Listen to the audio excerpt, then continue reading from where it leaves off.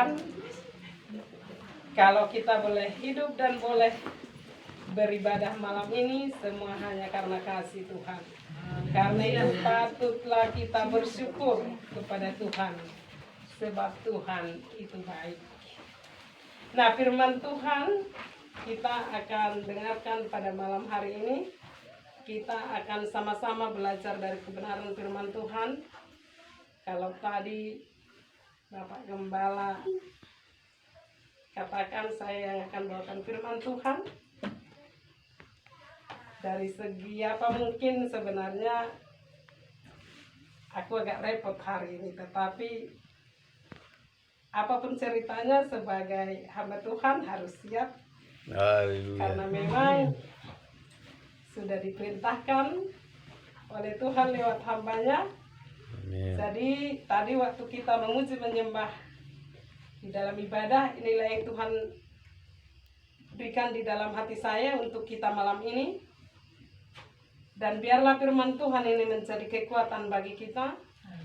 Kita sama-sama buka di dalam kitab Mazmur pasal 121 ayat 1 sampai 8. Mazmur 121 ayat 1 sampai 8. Kita akan sama-sama membaca bergantian ya. Kita akan sama-sama membaca tapi bergantian. Saya akan baca ayat ganjil, Bapak Ibu dan sekalian, ayat genap. Mazmur 121 ayat 1 sampai 8, demikian firman Tuhan. Tuhan penjaga Israel, nyanyian siarah. Aku melayangkan mataku ke gunung-gunung. Dari manakah akan datang pertolonganku? Pertolonganku ialah dari Tuhan yang menjadikan langit dan bumi. Ia takkan membiarkan kakimu goyah, penjagamu tidak akan terlelap. Sesungguhnya tidak terlelap dan tidak tertidur penjaga Israel. Tuhanlah penjagamu, Tuhanlah naunganmu di sebelah tangan kananmu. Matahari tidak menyakiti engkau pada waktu siang, atau bulan pada waktu malam. Tuhan akan menjaga engkau terhadap segala kecelakaan. Ia akan menjaga nyawamu. Tuhan akan menjaga keluar masukmu dari sekarang sampai selama-lamanya. Amin. Amin. Nah, firman Tuhan bagi kita pada malam hari ini dikatakan bahwa Tuhan penjaga Israel, nyanyian siarah. Nah, jadi pemazmur katakan bahwa Tuhan penjaga Israel. Aku melayangkan mataku ke gunung-gunung, dari manakah akan datang pertolonganku?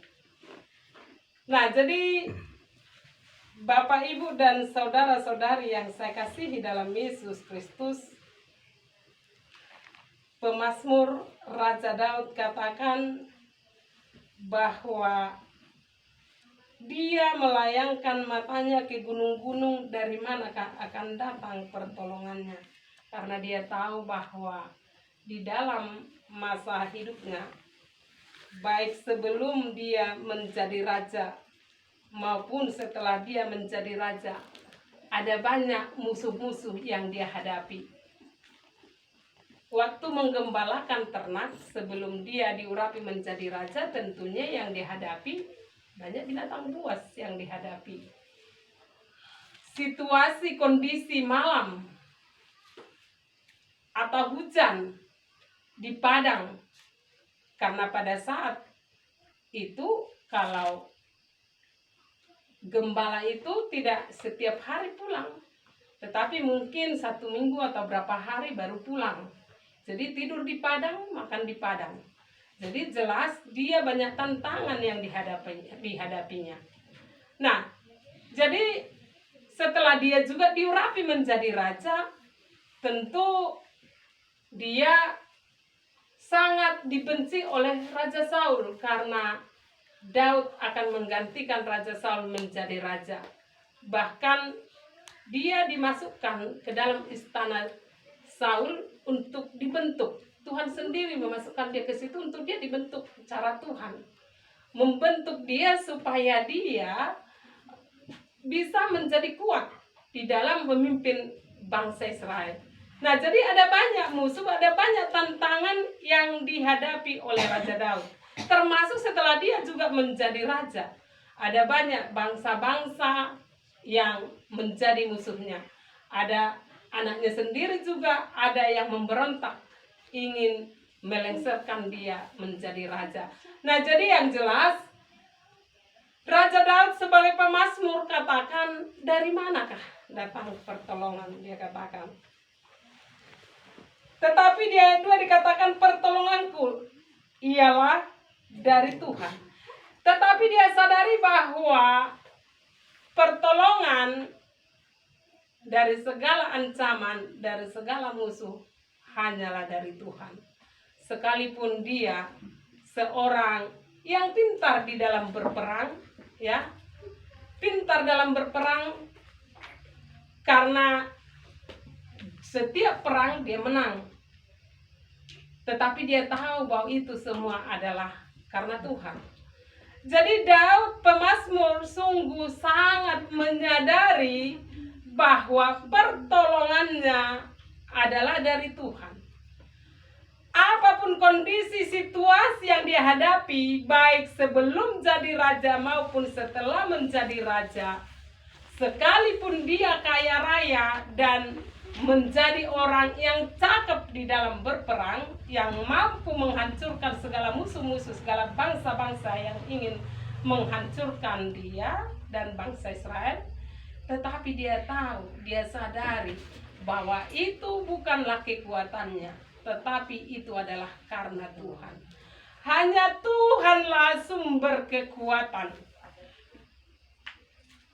Nah, jadi dikatakan bahwa di ayat 3 itu, ia tak akan membiarkan kakimu goyah, penjagamu tidak akan terlelap.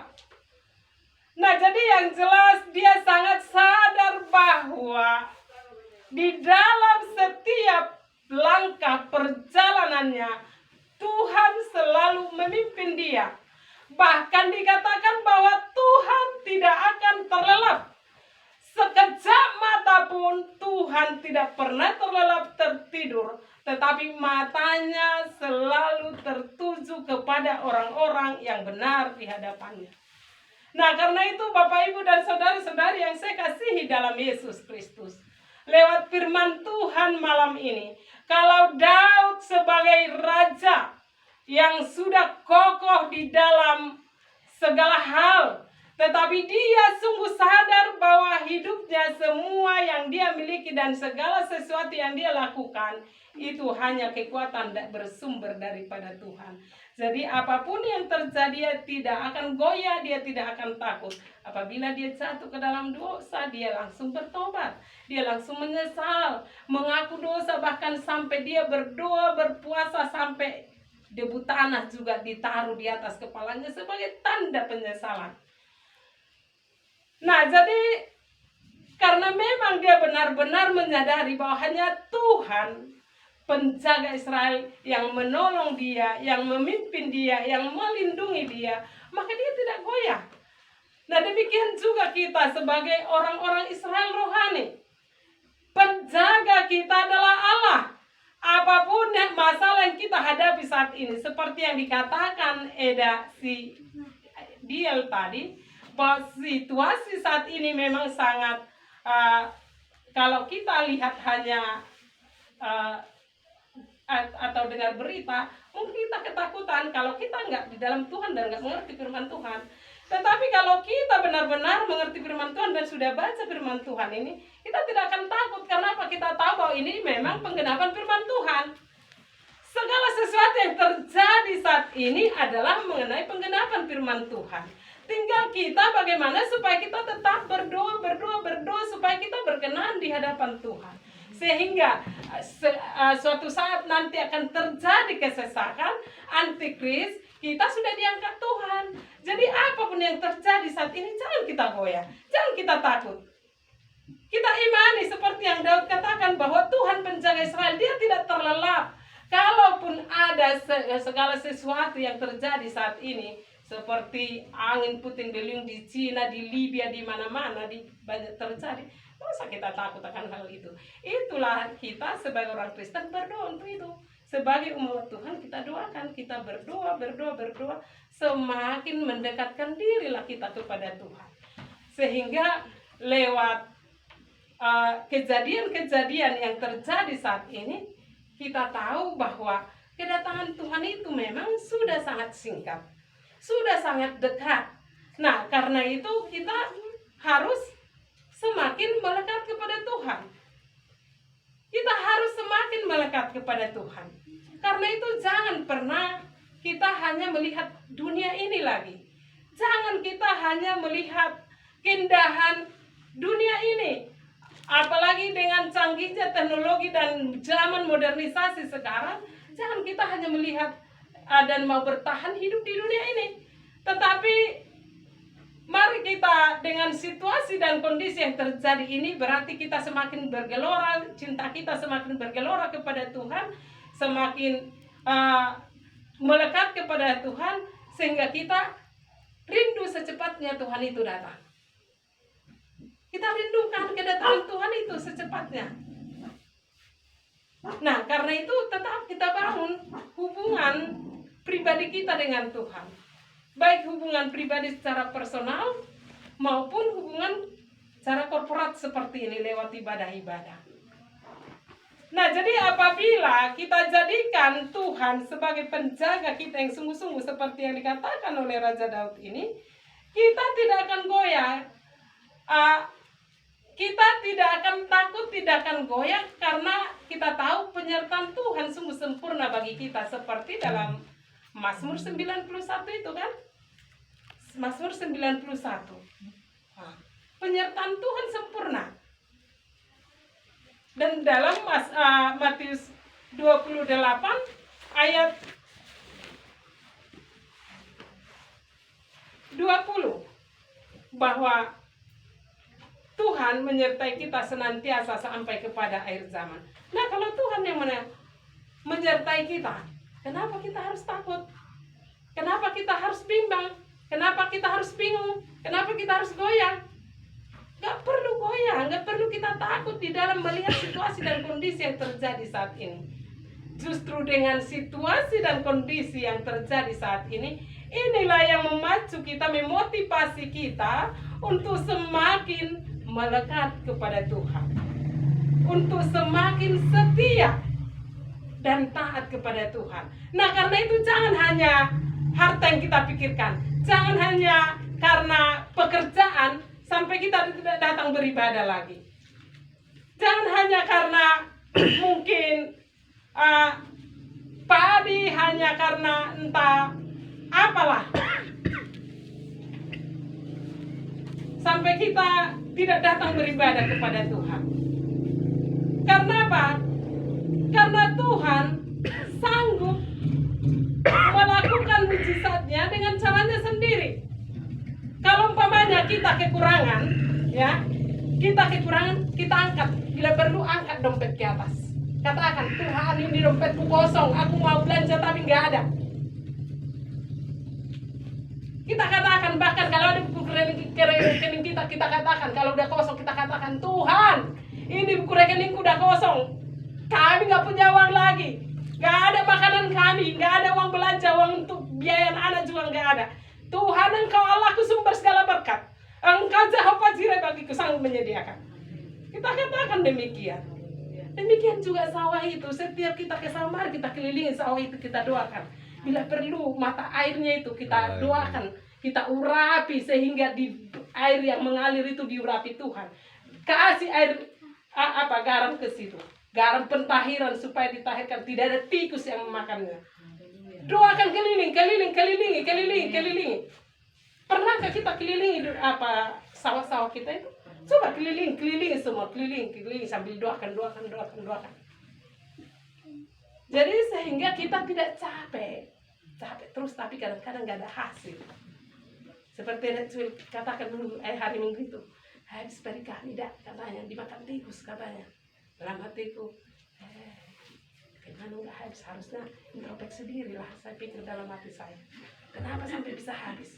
Padahal perlindungan Tuhan sempurna, tapi bisa habis. Nah, jadi kalau sampai seperti itu, mari kita introspeksi diri. Kita introspeksi diri. Kenapa sampai seperti itu? Padahal Tuhan katakan, kita akan menjadi kepala, bukan jadi ekor. Kita akan diangkat, naik, bukan turun. Tapi padi aja habis dimakan tikus sampai akhirnya susah makan. Nah, kalau sudah sampai seperti itu, jangan sampai kita salahkan Tuhan. Tapi mari kita introspeksi diri. Kenapa sampai begini? Oh, berarti ada yang tidak beres dalam hidupku. Berarti rumah tangga aku masih begini. Perlu dibereskan. Berarti ada pengampunan, ada pemberesan dulu dalam keluarga. Sehingga terjadi pemulihan. Nah, jadi firman Tuhan itu ya dan amin. Kalau dikatakan bahwa Tuhan penjaga Israel, Tuhan penjaga kita, berarti dia betul-betul menjaga kita. Termasuk semua sawah ladang yang kita kerjakan. Makanya dulu waktu orang tua saya, karena bapak tukang mencuri, bagi kami paling seringlah seperti itu. Kenapa? Gak dihabiskan tikus. Orang suami istri aja gak akur. Sering berantem, sering ribut. Bagaimana mau diberkati Tuhan? Padahal jelas Tuhan katakan, diberkatilah orang yang mengandalkan Tuhan.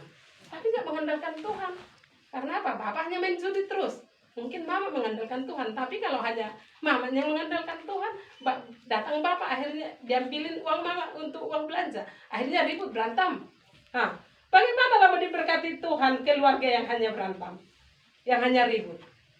Nah, jadi Bapak Ibu dan saudara-saudari yang saya kasihi dalam Yesus Kristus, kalau umpamanya kita sudah berusaha maksimal, tapi Tuhan belum berkati, berarti kita yang harus introspeksi diri. Karena dikatakan bahwa Tuhan penjaga Israel, dia tidak akan membiarkan kita. Bahkan dikatakan bahwa Tuhan tidak akan terlelap. Nah, seperti di kitab Matius kan dikatakan, di kitab Matius 5. Matius 6.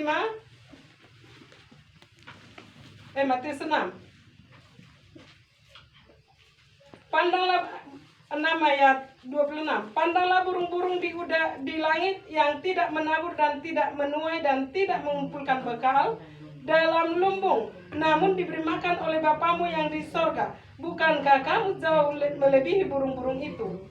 Siapakah di antara kamu yang karena kekhawatirannya dapat menambahkan sehasta saja pada jalan hidupnya? Dan mengapa kamu khawatir akan pakaian? Perhatikanlah bunga bakung di ladang yang tumbuh tanpa bekerja dan tanpa memintal. Namun aku berkata kepadamu, Salomo dalam segala kemegahannya pun tidak berpakaian seindah salah satu dari bunga itu. Jadi jika demikian Allah mendandani rumput di ladang yang hari ini ada dan besok dibuang ke dalam api, tidakkah ia akan terlebih lagi mendandani kamu, hai orang yang kurang percaya? Sebab itu janganlah kamu khawatir dan berkata, apakah yang akan kami makan, apakah yang akan kami minum, apakah yang akan kami pakai? Semua itu dicari bangsa-bangsa yang tidak mengenal Allah. Kan tetapi Bapamu yang di sorga tahu bahwa kamu memerlukan semuanya itu. Tetapi carilah dahulu kerajaan Allah dan kebenarannya, maka semuanya itu akan ditambahkan kepadamu. Nah, jadi yang jelas dikatakan tadi bahwa burung-burung di langit dipelihara Tuhan yang tidak menanam, tidak menuai. Bahkan bunga bakung dikatakan di ladang lebih indah daripada pakaian Salomo. Nah, apalagi kita anak Tuhan, tidak mungkin kita dibiarkannya. Tidak mungkin kita akan dibiarkan. Pasti diberkati Tuhan. Tapi kalau sampai kita tidak diberkati Tuhan, berarti ada yang salah dalam hidup kita atau dalam keluarga kita. Karena di ayat 33 tadi dikatakan, carilah dahulu kerajaan Allah dan kebenarannya, maka semuanya akan ditambahkan kepadamu. Semuanya, berarti tidak ada yang tidak diberikan. Apa yang menjadi keperluan dan kebutuhan kita pasti diberikan. Kuncinya apa? Kita cari dulu kerajaan Allah. Nah, sekarang kita tanya diri kita sendiri, sudahkah kita utamakan Tuhan dalam hidup kita? Atau masih mengutamakan yang lain? Nah, jadi itu menjadi pertanyaan, sudahkah kita utamakan Tuhan dalam hidup kita? Sudahkah kita cari Tuhan dan kebenarannya dalam hidup kita dengan sungguh-sungguh? Nah, kita masing-masing lah yang menjawab. Masing-masing lah kita menjawab. Tapi yang jelas firman Tuhan katakan bahwa Tuhan akan memberkati setiap orang yang mengandalkan Tuhan. Di dalam Yeremia 17 itu kan dikatakan itu. Tuhan akan memberkati orang yang mengandalkan Tuhan, yang berharap hanya kepadanya. Nah, sedangkan di ayat 4 dikatakan, sesungguhnya tidak terlelap dan tidak tertidur penjaga Israel. Tuhanlah penjagamu, Tuhanlah naunganmu di sebelah tangan kananmu. Matahari tidak menyakiti engkau pada waktu siang, atau bulan pada waktu malam. Nah, sampai dikatakan di sini bahwa Tuhanlah penjaga kita.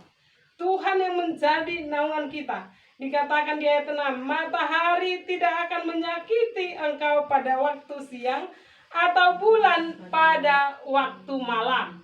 Nah, jadi Tuhan ciptakan matahari untuk menerangi pada waktu siang, bulan untuk malam. Nah, matahari sekalipun panas, tetapi panasnya itu menyejukkan, memberi kesegaran, memberi tanaman supaya bisa tumbuh dengan segar, membuat kita supaya bisa menjalani hidup. Nah, jadi sampai matahari itu pun diberikan Tuhan kepada kita untuk memberi kesejahteraan. Supaya kita sejahtera. Tanpa matahari tanaman tidak akan tumbuh. Tanpa matahari kita tidak akan sehat.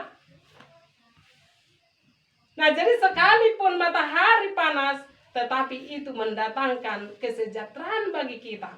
Karena Tuhan itu sungguh dahsyat, hebat, luar biasa untuk menjaga setiap umat-umatnya yang berserah kepadanya. Dan diberikan bulan pada waktu malam, sehingga bulan itu akan memberi cahaya pada waktu gelap, sehingga kita bisa melihat bagaimana indahnya ciptaan Tuhan.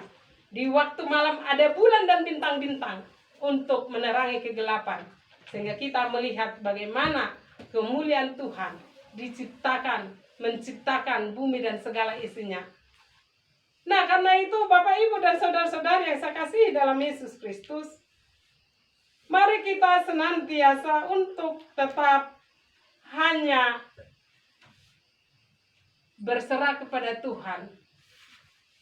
Hanya mengandalkan Tuhan di dalam hidup kita, apapun yang terjadi dalam hidup ini. Apapun masalah yang kita hadapi, apapun persoalan yang kita hadapi di akhir zaman ini, tetapi kita tidak perlu takut, tidak perlu goyah, karena Tuhan memberi pertolongan, perlindungan yang sempurna di dalam kehidupan kita.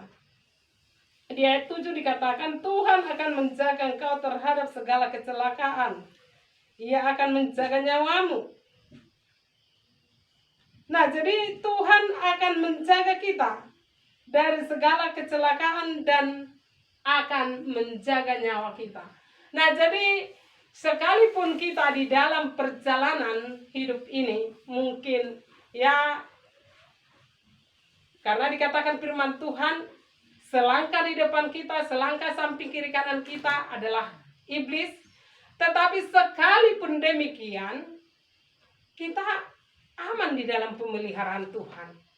Sekalipun kita mungkin ingin dicobai oleh iblis, atau iblis ingin menjatuhkan, menghancurkan kita, tetapi apabila kita benar-benar berharap dan percaya kepada Tuhan, maka penyertaannya akan sempurna bagi kita. Nah, kalau saya pribadi udah banyak hal yang kurasakan itu. Udah banyak hal yang kurasakan bagaimana penyertaan Tuhan itu di dalam seluruh kehidupan saya, dalam perjalanan hidup saya. Nah, termasuk waktu saya jatuh, kurasakan bahwa malaikat itu menopang saya begini waktu jatuh itu, sehingga saya langsung bisa berdiri. Sekalipun kepala sudah karena terantuk ke tembok, tetapi kurasakannya saat itu bahwa aku langsung bisa, udah jatuh langsung bisa aku berdiri begini. Nah, kalau langsung aku seandainya ke got itu jatuh, aku tidak akan langsung bisa berdiri, tapi karena kurasakannya aku ditopang malaikat, sehingga aman. Begitu juga waktu mobil kami jatuh, penyertaan Tuhan itu sungguh kurasakan.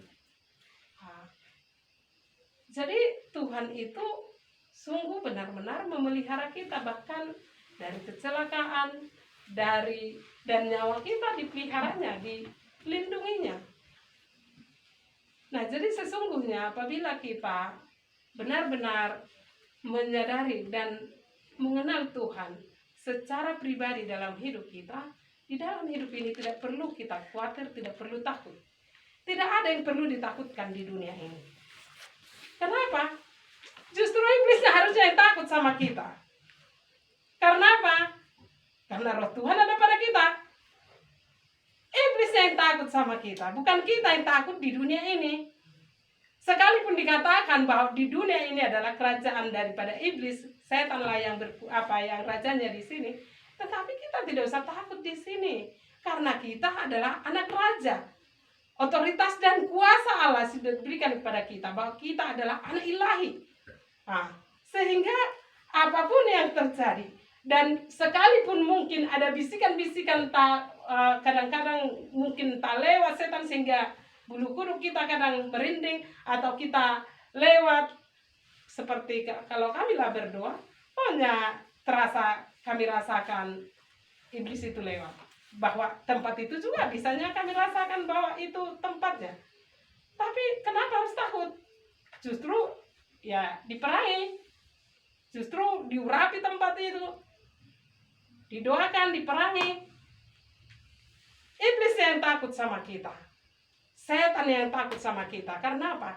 Karena kita adalah anak-anak Allah, kita adalah roh Allah dalam hidup kita, sehingga iblis takut sama kita. Iblis itu paling takut sama anak Kristus, anak-anak yang sungguh-sungguh kepada Kristus. Jadi kita tidak perlu takut di dalam menjalani hidup ini. Apapun situasi dan kondisi yang terjadi saat ini, kita tidak perlu takut, tidak perlu goyah, karena kita tahu bahwa kita pasti aman di dalam perlindungan Tuhan, dan penyertaan Tuhan itu sempurna dalam hidup kita. Dan bahkan di ayat 8 ini sudah dikatakan, Tuhan akan menjaga keluar masukmu dari sekarang sampai selama-lamanya. Nah, jadi sungguhlah sempurna penyertaan Tuhan di dalam seluruh kehidupan kita. Bahkan keluar masuknya kita dari rumah kita, dari manapun kita, dimanapun kita, keluar masuk pasti penyertaan Tuhan sungguh sempurna di situ. Jadi apapun masalah yang kita hadapi, apapun persoalan yang kita alami saat ini, jangan kita goyah, jangan kita takut, jangan kita khawatir, tetapi biarlah kita tetap sungguh-sungguh kepada Tuhan. Dan ayat terakhir kita buka di dalam Mazmur 91 ayat 14 itu ya. Mazmur 91 ayat 14 dikatakan di situ sampai 16. Sungguh hatinya melekat kepadaku, maka aku akan meluputkannya. Aku akan membentenginya, sebab ia mengenal namaku. Bila ia berseru kepadaku, aku akan menjawab. Aku akan menyertai dia dalam kesesakan. Aku akan meluputkannya dan memuliakannya. Dengan panjang umur akan kukenyangkan dia, dan akan kuperlihatkan kepadanya keselamatan daripadaku. Nah, jadi yang jelas, yang penting kuncinya hati kita melekat kepada Tuhan, sehingga kita tidak akan goyah, tidak akan khawatir. Apabila kita melekat kepada Tuhan, maka Tuhan akan meluputkan kita. Seperti di sini kan dikatakan Tuhan akan meluputkan dan akan membentengi kita. Nah, seperti mungkin ya, waktu saya khotbah waktu itu kan saya katakan bahwa saya mengalami sakit. Nah, pinggang saya sakit, semua badan saya sampai udah saya sampaikan sampai buang air kecil juga udah bercampur darah. Tetapi puji Tuhan, benar-benarlah memang itu ujian, karena saya mungkin saat itu 2 puasa 40 hari, Seperti yang saya katakan, kalau saya puasa 40 hari paling sering penyakit yang datang. Setelah saya periksa dan bahkan sudah di USG, semua aman, semua baik. Dan terakhir sudah periksa darah, bahwa darah juga yang tadinya kolesterolku tinggi, sudah berapa lama itu diperiksa kolesterolku tinggi, semua normal, mau kolesterol, LDL, trigliserida, termasuk gula darah, asam urat, dan apa itu mengenai pinggang juga, itu juga semua normal. Hari kemarin lah hasilnya. Nah, baguslah semua katanya. Tapi nanti minggu depan juga datang. Jadi saya udah putuskan bahwa saya tidak akan pergi lagi, sudah selesai. Yang penting sudah saya katakan bahwa sudah selesai. Dan perasaanku juga sudah aman, tidak ada lagi yang sakit-sakit. Tidak ada lagi sakit pinggang, tidak ada lagi sakit yang lain-lain, sudah aman semua. Dan obat yang dikasih nggak pernah, hanya 1 kali ku ambil, itu juga 3 kali ku makan, nggak ku habiskan. Kedua kali, ketiga kali nggak ku ambil obatnya, langsung pulang aku. Tidak akan ku ambil lagi obatnya, karena memang aku nggak suka minum obat. Nah, jadi yang jelas Bapak Ibu dan saudara-saudara yang saya kasih dalam Yesus Kristus, apabila kita sungguh-sungguh datang kepada Tuhan, maka Tuhan akan meluputkan kita. Sekalipun mungkin kadang-kadang ada untuk menguji iman kita ya, atau iblis ingin mencobai kita, atau mungkin karena kesalahan kita mengalami entah penyakit, entah apa, entah masalah. Ya, apabila kita dengan sungguh-sungguh datang kepada Tuhan, Tuhan akan sanggup meluputkan kita. Nah, jadi yang jelas pada saat apa itu, kalau mungkin orang yang nggak benar-benar hidup dalam pada takut akan hidup dalam Tuhan, ya mungkin sudah dalam keadaan ketakutan. Karena apa? Karena bagaimana sampai 4 kali buang air kecil, mulai malam sampai pagi waktu di gereja ibadah itu masih bercampur darah. Seperti air cucian ikan yang baru kita belahlah perutnya kita cuci. Seperti itulah air seniku waktu itu. Tetapi kukatakan bahwa Yesusku dahsyat, hebat, luar biasa. Aku tidak akan takut, bahkan Tuhan sanggup mengganti ginjalku dengan ginjal yang baru karena ada persediaan di surga. Nah, jadi apabila kita benar-benar sungguh melekat hati kita kepada Tuhan, maka Tuhan akan meluputkan kita, termasuk dari bencana alam, termasuk dari penyakit, termasuk dari malapetaka apapun itu. Karena itu firman Tuhan. Kuncinya sungguh hati kita melekat kepada Tuhan. Jadi harus sungguh-sungguh hati kita melekat kepada Tuhan, sehingga kita terluput. Terluput dari segala bencana, terluput dari segala mara bahaya. Jangan kita katakan sekalipun kita sudah rasakan, kita katakan bahwa tidak demikian. Seperti waktu itu kan, karena saya permisi ke anak-anak, saya bilang saya mau ke rumah sakit dulu. Karena selalu saya bilang ke anak-anak begini, selalu saya tanamkan ke anak-anak begini, kalau sakit jangan bilang sakit, bilang aku sehat, sikut begini supaya penyakit itu. Jadi akhirnya seperti entah mengejek mereka waktu itu, entah memang benar-benar memberi semangat, nggak tahu. Bu, tapi katanya harus disikut penyakit katanya kan. Ibu ke rumah sakit hanya mengontrol supaya tahu sehat atau tidak, darahnya perlu diperiksa. Saya bilang, oh iya Bu, iya. Jadi tetap semangat Bu, katanya. Iya, tetap semangat. Saya bilang, karena aku memang waktu itu permisi ke rumah sakit.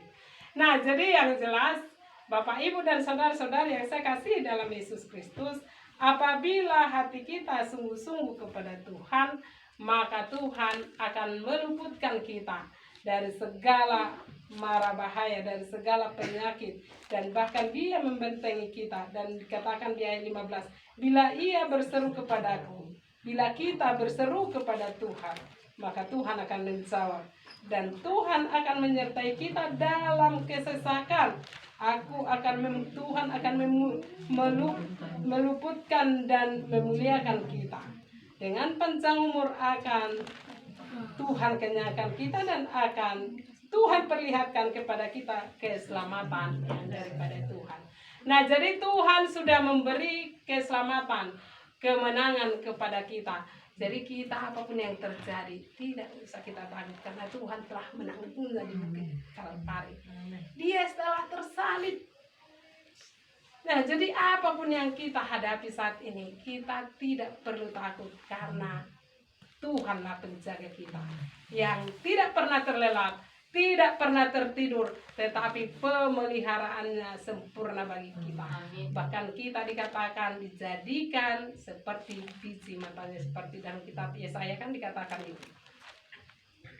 Kita dijadikan seperti biji matanya dan kita mulia di hadapannya. Karena itu yang perlu kita takutkan. Biji mata kan nggak pernah lepas.